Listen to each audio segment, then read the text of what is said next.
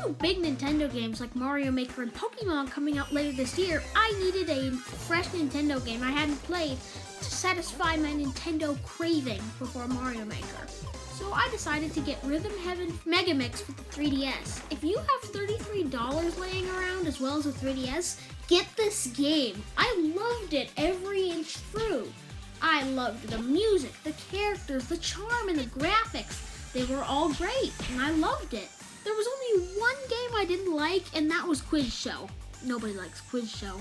Anyways, I wanted to make my top 10 favorite Rhythm Heaven Megamix games. So, well, here you go. Let's go to number 10.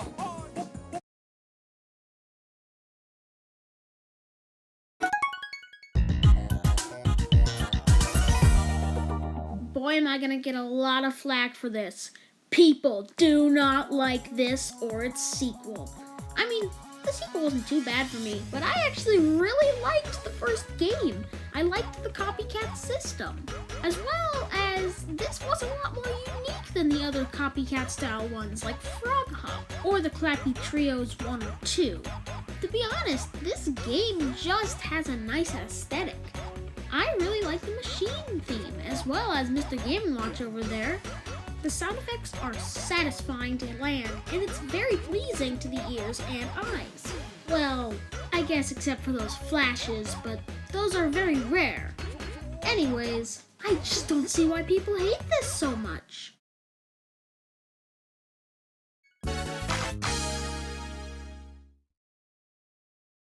Yes, I know. The English translations suck even though it was already in English. Seriously, why did they even try to translate it? It was fine enough. I was really confused on whether I would put Cosmic Dance or Space Dance on this list, but I picked Space Dance. I like the music more and it's more fast-paced to me. The other one just seems kind of laggy and slow.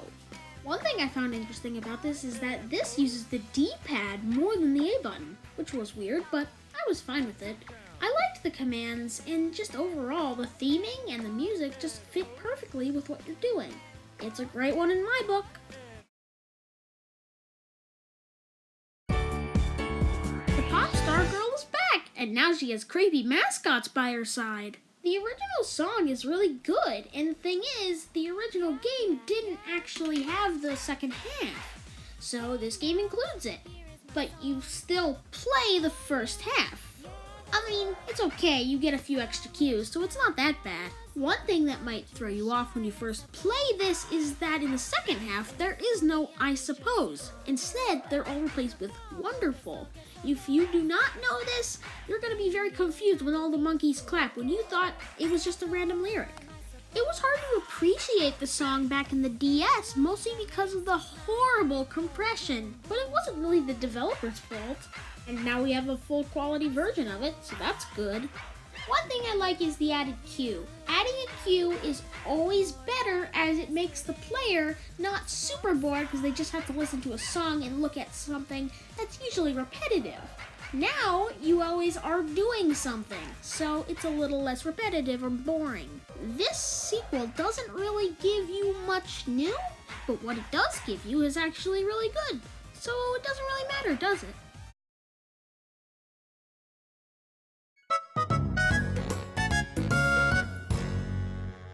Seals. Seals are cute.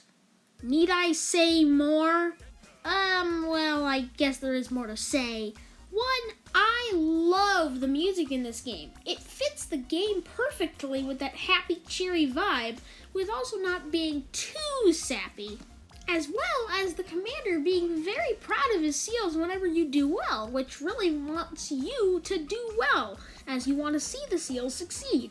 I mean, why would you not? They're so cute anyways. Despite the cuteness factor, this game actually has a pretty nice beat. The quick 3 beats are actually pretty fun to pull off, and doing all the flipper rolls and making sure your counting was right is actually very exciting. Even though this is literally a 2-minute game, you can feel the bond between the commander and the seals. One of the items you can get is Blubber Tea. Blubber Tea is tea that is made by the commander for himself. He never puts sugar in it because the picture of the seals on the cup is enough sweetness for him. Aww.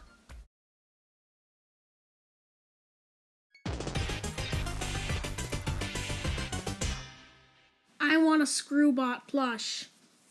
That's it. I want a Screwbot plush. You could make millions, Nintendo. Seriously, Philbots has nothing on these guys. I love Screwbots. I mean, I do like Philbots, but these are just so much better. I also just love the way the robots get super happy whenever you build one correctly. It really adds character to them, and it makes them a lot more like they actually have a personality. As well as the Screwbots having fast robots, which Philbots did have in Philbots 2 DS, but Philbots 2 in this game is actually just Philbots 1 from DS. So no fast robots here, so it's nice to have those little white robots fill the role. While I do prefer the music in Screwbot Factory 2, and I just would have liked Screwbot Factory 2 in this game as well, I'm still happy that this made it in. I love this game, and it gets especially intense and fun near the end.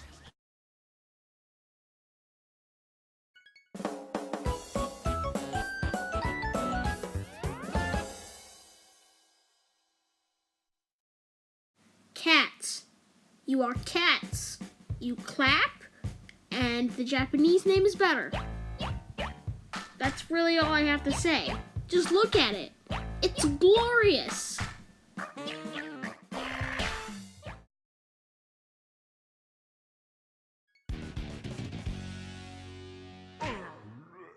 The other Karate Mans were pretty slow, but they were still fun.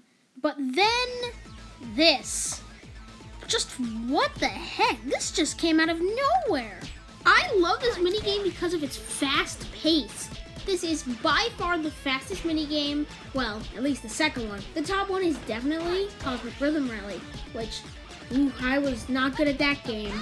And why I wasn't good at that game was part of why it's too fast. This game is fast, but not being too fast, so it's not too hard, but it's still exhilarating.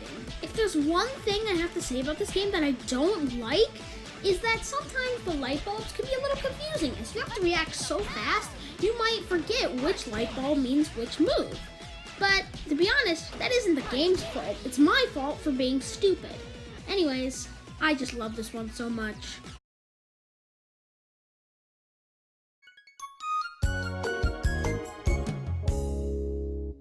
Proof that cotton candy makes things better. While I kinda support the idea that the first hole-in-one does have better visuals, this one is just so much better because of its speed. You get a barrage of golf balls at you every second.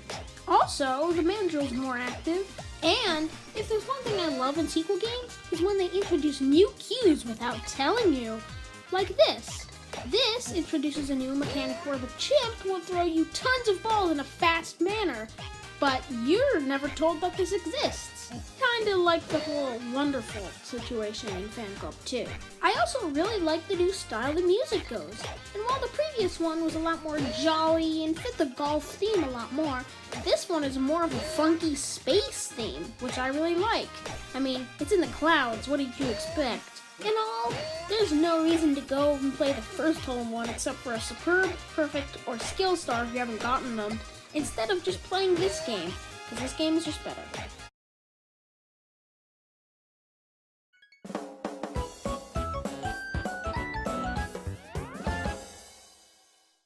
During my first playthrough, this was my favorite game. I was confident that this would be number 1, but after thinking about it, I know that it only really deserves the number 3 spot. That doesn't mean I don't love it, because this is one of my favorites. It's so fun. Not only is it fun, but the music is great. It's some weird genre I just can't define. I don't even understand that was even possible. The part where the world zooms out only to zoom back out into the bird's eye is just ridiculous. I love it so much because of its over-the-topness.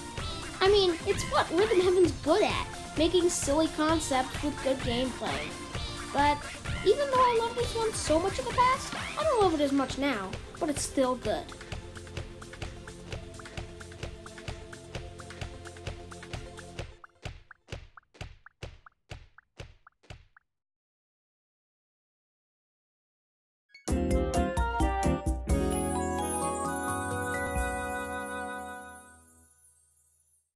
Nintendo gives you the feels if they want to.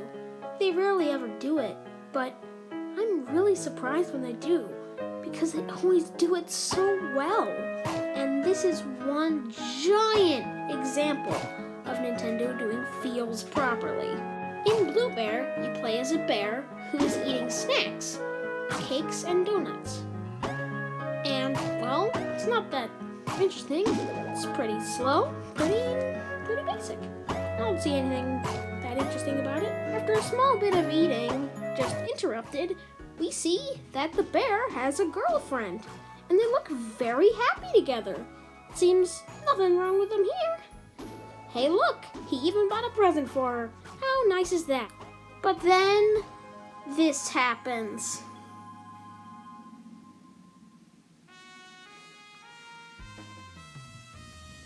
Oh no, here come the feels. The music changing is perfect. Now the eating is getting to an unhealthy level, and the bear starts crying. This is done so well, even though it's so sad. I just had to show you the whole thing of this because it's just done so well. Though even though it was a dream, and people say that they could have made it where he moves on and finds a new girl, I like the ending. It's a nice ending to a beautiful game.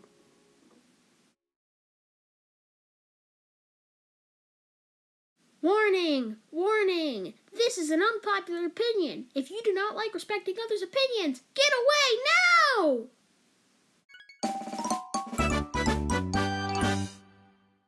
I love Lockstep. That's all I need to say. I love this game so much.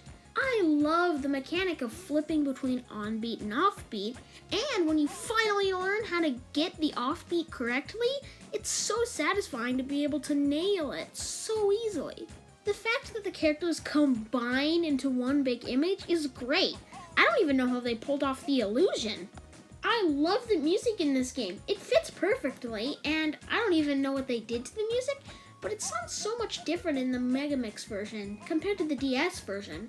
And even if it wasn't changed, it just sounds so good either way. Yes, perfecting this game is a nightmare. It took me a good 25 minutes to perfect this game, but when I did, I wasn't mad that I had to play it so many times. I'm super happy I had to play it that many times, because I love this game so freaking much. There's not really anything else to say about this one. It's just so fun. And yes, I know it's hard, but once you learn it, it's so much more fun than your first playthrough. I used to hate this, now it's my favorite. Opinions can change. So how was my list? Am I a stupid idiot for loving working dough? Let me know in the comments below. I accept any and all feedback, and I love reading comments. If you liked the video, please consider subscribing and giving the video a like. I hope you have an awesome day.